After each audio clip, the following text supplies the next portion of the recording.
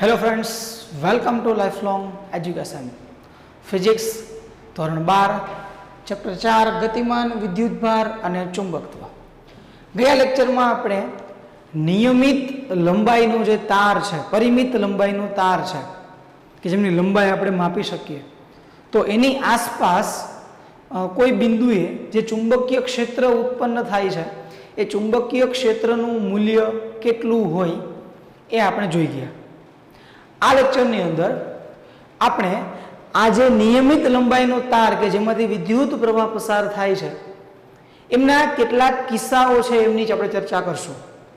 જેમ કે એમનું સૂત્ર આવું હતું કે ભાઈ નિયમિત પરિમિત લંબાઈના વિદ્યુત પ્રવાહ ધારિત તાર જે છે એમના કારણે ઉદ્ભવતું ચુંબકીય ક્ષેત્ર, સૂત્ર એનું આવું હતું B is equal two, last લેક્ચરમાં આપણે આ સમીકરણ છે એને ડિરાઈવ કર્યું હતું, B is equal to μ0I upon 4 pi r, અહીંયા sine alpha 1 plus sine alpha 2, આવું કંઈક આપણને સમીકરણ એની અંદર મળ્યું હતું। એમાં આકૃતિ કંઈક આ પ્રકારની હતી કે ભાઈ આ જે સળિયો છે આ પરિમિત લંબાઈનો છે, બરાબર, અને અહીંયા કોઈ એક બિંદુ P છે। આ સળિયામાંથી ઉપર તરફ I જેટલો પ્રવાહ પસાર થાય છે, એટલે સળિયો પોતે ચુંબક તરીકે વર્તે, ચુંબક તરીકે વર્તે એટલે ચુંબકીય ક્ષેત્ર હોય। આપણે દિશાની જોઈ હતી કે અહીંયા જે છે એ અંદર તરફ આ રીતે આમ દિશા હશે, તો આ જે છે અહીંયા ઉપરની ટોચ પાસે આ જે છે એ શિરોલંબ પાસે અને આ નીચેની ટોચ પાસે આ જે એંગલ છે એ આપણો આલ્ફા 1 છે, આ એંગલ જે છે એ આપણો આલ્ફા 2 છે, અને શિરોલંબ અંતર જે છે એ આપણું r છે। તો r ઇઝ ઇક્વલ ટુ, તો કે શિરોલંબનું અંતર, આલ્ફા 1 એટલે તો કે નીચેના છેડા પાસેનો ખૂણો શિરોલંબ સાથે, અને આલ્ફા 2 એટલે કે ઉપરના છેડા સાથે શિરોલંબ સાથેનો ખૂણો। તો આ આપણને કંઈક સમીકરણ જે છે એ મળ્યું હતું। હવે આના કેટલાક કિસ્સાઓ છે, સમજી લો। માનો કે પહેલો કિસ્સો આપણને એવો મળે કે આ તાર આપણે પરિમિત કીધો છે, પણ માનો કે પરિમિત નથી, બંને તરફ અનંત છે। વિચારો, બંને તરફ આ તાર જે છે એ અનંત હોય, વિચારી લ્યો કે બંને તરફ તાર જે છે એ અનંત છે, તો આકૃતિ આપણને કઈ રીતે મળશે? તો કે આ તાર, બરાબર, નીચે તરફ તો કે અનંત ઇન્ફાઇનાઇટ અંતર છે, ઉપર તરફ તો કે ન્યાય અનંત ઇન્ફાઇનાઇટ અંતરે છે, અને હવે અહીંયા બિંદુ P છે। પરિસ્થિતિ બંનેમાં સરખી છે, માત્ર આ તાર જે છે એ આમાં પરિમિત હતો જ્યારે આની અંદર અનંત થઈ ગયો છે। તો આના ઉપરથી, આ સમીકરણ ઉપરથી આનું સમીકરણ આપણે મેળવવું હોય તો આ સમીકરણ છે એને આપણે કઈ રીતે મેળવી શકીએ? તો જુઓ, પેલા આપણે આ જે અંતર છે ડિરાઈવ કરી દઈએ। ચાલો, આ જે છે આપણા માટે અંતર r થશે। મૂળ r અને I, એમાંથી ઉપર તરફ I જેટલો પ્રવાહ પસાર થાય છે એટલે અહીંયા કોઈ પ્રકારનું ચેન્જ કરવાનું નહીં આવે। અહીંયા આપણો આલ્ફા 1 શું હતો? તો કે P બિંદુથી ઉપરના પોઈન્ટ સાથેનો ખૂણો, તો હવે ઉપરના પોઈન્ટ સાથે ખૂણો આમાં આલ્ફા 2 છે। હવે આમાં તમે વિચારો તો તમે જુઓ, માનો કે આ તારની લંબાઈ અહીંયા હોત તો તમે ખૂણો જોત તો ખૂણો કેવો થાત? નાનો, 5 ડિગ્રી 10 ડિગ્રી કોઈ પણ। માનો કે આ તારની લંબાઈ થોડીક વધે એટલે કે અહીંયા પહોંચે, તો તમે આ ખૂણો જોવો, ખૂણો થોડોક વધશે। હજી તમે આ જે આ બિંદુ છે એને હજી ઉપર લઈ જાઓ તો ખૂણો હજી વધશે। તો જેમ જેમ ઉપર તરફ તારની લંબાઈ વધશે તેમ તમારો જે આ આલ્ફા 2 જે છે એ આલ્ફા 2 ની વેલ્યુ વધશે। પરંતુ જુઓ તમે, આ તાર ક્યાં પૂરો થાય છે? તો કે ઇન્ફાઇનાઇટ અંતરે। તો ઇન્ફાઇનાઇટ અંતરે આપણે આ જે આલ્ફા 2 છે એ આલ્ફા 2 ને આપણે 90 ડિગ્રી લઈ શકીએ, કારણ કે એક્ઝેક્ટ અહીંયા જ પૂરો થઈ જતો હોત તો આપણા માટે થીટા શું થાત? તો કે 0। અહીંયા હોત તો 0 કરતાં વધારે વધારે વધતો જતો ઇન્ફાઇનાઇટ અંતરે એની વેલ્યુ કેટલી થઈ ગઈ? 90 ડિગ્રી। સેમ એવું નીચે થશે। માનો કે તાર અહીંયા પૂરો થઈ જતો હોત તો અહીંયા તમને કંઈક આલ્ફાની વેલ્યુ અહીંયા કંઈક મળે, પણ હવે નીચે તરફ જે છે એ પણ અનંત અંતર સુધી છે. તો આલ્ફા 1 જે છે એ આલ્ફા 1 ની વેલ્યુ પણ કેટલી થશે તો કે 90 ડિગ્રી. તો આ આલ્ફા 1 અને આ આલ્ફા 2 આ બંનેની વેલ્યુ જે છે તમે આ સમીકરણની અંદર મૂકશો તો આપણને એક નવું સમીકરણ મળશે. B is equal to μ0I upon 4πr. અહીંયા આલ્ફા 1 છે ને જગ્યાએ તમારે મૂકવાનું 90 ડિગ્રી, આલ્ફા 2 બરાબર 90 ડિગ્રી. તો sine 90 plus sine 90. Sine 90 is equal to 1. Sine 90 is equal to 1. 1 plus 1 is equal to 2. તો B is equal to μ0I upon 4πr. અહીંયા આવશે 2. 2 2 4 મ્યુ I અપોન 2πr. આ તમને સમીકરણ મળ્યું.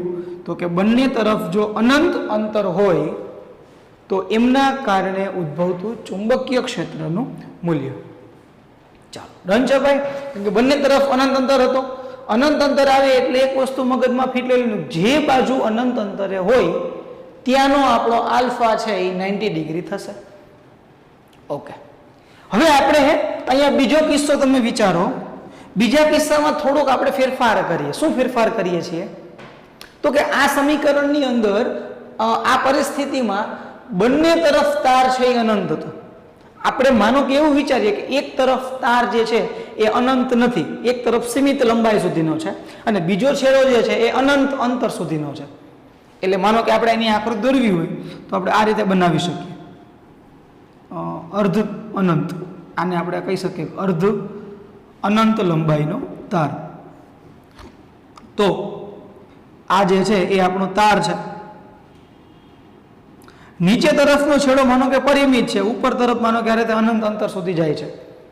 અને અહીંયા બિંદુ P છે. આ B બિંદુ ઉપર ચુંબકીય ક્ષેત્ર આપણે શોધવું છે. તો આપણે અંતરો દર્શાવવા પડશે. ફોર એક્ઝામ્પલ કે આ અંતર R, જો અહીંયા પરિમિત છે એટલે આને હું કહી દઉં આલ્ફા 1.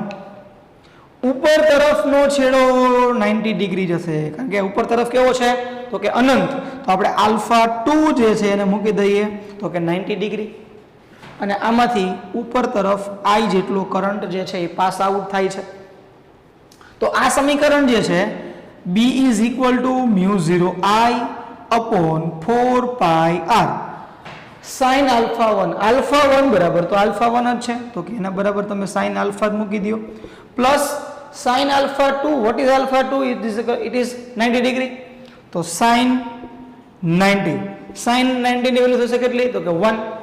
તો આ સમીકરણ તમને ફાઇનલ સમીકરણ મળશે કે B is equal to μ0I upon 4πr sine alpha plus 1.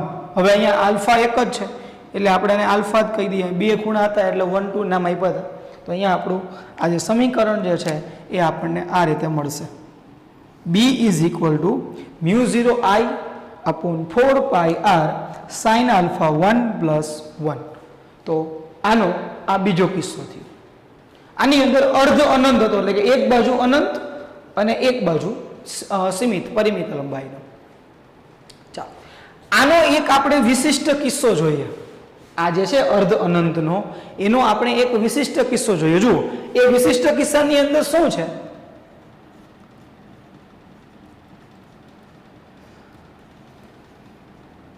આપણે આ જે તાર છે એની અંદર પોઈન્ટ આપણે અહીંયા રાખ્યું. જુઓ તમે તો કે અહીંયા રાખી શકો, અહીંયા રાખી શકો, અહીંયા રાખી શકો, અહીંયા રાખી શકો. હું આ P પોઈન્ટ જે છે એ જ્યાં છેડો જે છે એને એક્ઝેક્ટ શિરોલંબ દિશામાં એટલે કે અહીંયા મૂકું. એટલે કે તમારી પરિસ્થિતિ કંઈક આ પ્રકારની થઈ કે ભાઈ આ તાર છે, આ તારનો એક છેડો સીમિત છે, નીચેનો છેડો કેવો છે સીમિત, ઉપર તરફ જે છે એ ઇન્ફાઇનાઇટ છે. આપણે આ પરિસ્થિતિની અંદર બિંદુ છે એ આ જે પરિમિત લંબાઈનો સળિયો થોડો ઉપર તરફ કોઈ પણ જગ્યાએ રાખશો. અહીંયા હું આ પોઈન્ટ એક્ઝેક્ટ અહીંયાથી શિરોલંબ તરફ રાખું છું, એટલે કે બિંદુ P તરફ રાખું છું.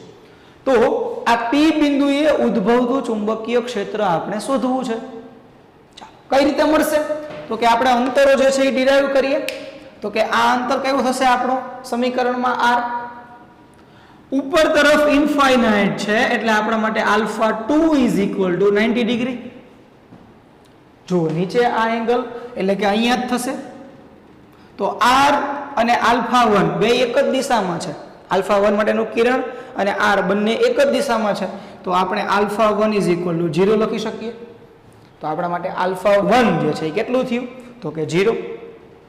તો આ આલ્ફા 1 અને આલ્ફા 2 ની કિંમત મૂકી ફરી આ સમીકરણની અંદર આપણે એપ્લાય કરીએ તો સમીકરણ આપણને શું મળશે? B μ0I upon 4 pi r sin alpha 1 તો કે 0 plus sin 90 ડિગ્રી, કારણ કે આલ્ફા 2 કેટલા છે તો કે 90 ડિગ્રી, sin 0 તો 0, sin 90 તો કે 1, 0 plus 1 એટલે કેટલું થઈ ગયું આખું 1. તો સમીકરણ બેઠે બેઠું આવશે કે B μ0I upon 4 pi r. તો આ આપણને ત્રીજો કિસ્સો મળ્યો, બરાબર. તો આ પ્રકારના જે સૂત્ર છે એની અંદર તમને પરિમિત લંબાઈના કે અલગ અલગ આ રીતે ઘણા બધા પ્રકારના દાખલાઓ છે એ પૂછી શકે. તો આ બધા દાખલાઓ જે છે એ તમારે યાદ રાખવાના. તો આપણે જે છે વિશિષ્ટ કિસ્સાની અંદર જોયું કે ભાઈ પેલા બંને તરફ અનંત અંતરે, પછી એક તરફ અનંત પણ બિંદુ P થોડુંક ઉપર તરફ, અહીંયા એક તરફ અનંત પણ એક બિંદુ શિરોલંબ દિશામાં, અને આ કિસ્સામાં તાર જે છે એ પરિમિત લંબાઈનો જ છે, કોઈ માપી શકાય એવી લંબાઈ ન હોય. તો આના આધારિત કેટલાક જીનીટ કે ગુજકેટની અંદર તમને MCQs જે છે એ પૂછી શકે. આપણે વ્યાપક રીતે એક આ સૂત્ર યાદ રાખી શકીએ. કદાચ આ સૂત્ર જો તમને યાદ રહી જતા હોય તો બેટર છે, પણ જો સૂત્ર યાદ ન રહેતા હોય તો આપણે આ એક વ્યાપક ફોર્મ્યુલા જે છે એ આપણે યાદ રાખી શકીએ. પછી આના ઉપરથી આપણે આલ્ફા 1 અને આલ્ફા 2 જે છે એમની અલગ અલગ કિંમતો જે છે આપણે મૂકી શકીએ. તો અહીંયા જે છે એ આપણું બાયો સાવરના નિયમ જે છે એમને લગતા કેટલાક કિસ્સાઓ જે છે એ આપણા સિલેબસમાં જેટલા આપેલા છે એની અહીંયા વાત આપણે પૂરી કરીએ છીએ. હવે જુઓ, આપણે કમ્પેરિઝન કરો વિદ્યુત ક્ષેત્ર સાથે. તો વિદ્યુત ક્ષેત્ર શોધવા માટે બે નિયમો હતા, એક કુલંબનો નિયમ અને બીજો છે ગોસનો નિયમ. કુલંબનો નિયમ જે છે એને સામ્યતા આપણે ચુંબકીય ક્ષેત્ર સાથે જોઈ. એના માટે આપણે આખો વિડીયો લેક્ચર જે છે એ બનાવેલો છે કે વિદ્યુત ક્ષેત્ર અને ચુંબકીય ક્ષેત્ર વચ્ચે સામ્યતા અને એની વિસમાનતા શું છે.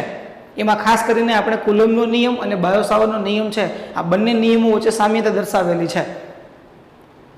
તો એવી જ રીતે જે અહીંયા બીજો નિયમ ગોસનો નિયમ છે, વિદ્યુત ક્ષેત્ર મેળવવા માટેનો જેવો ગોસનો નિયમ છે, તો એવી રીતે ચુંબકીય ક્ષેત્ર શોધવું હોય તો ગોસના નિયમને સમતુલ્ય હોય એવો કોઈ બીજો નિયમ અહીંયા પણ હશે. તો એ નિયમ છે એમ્પિયરનો સર્કિટલનો નિયમ.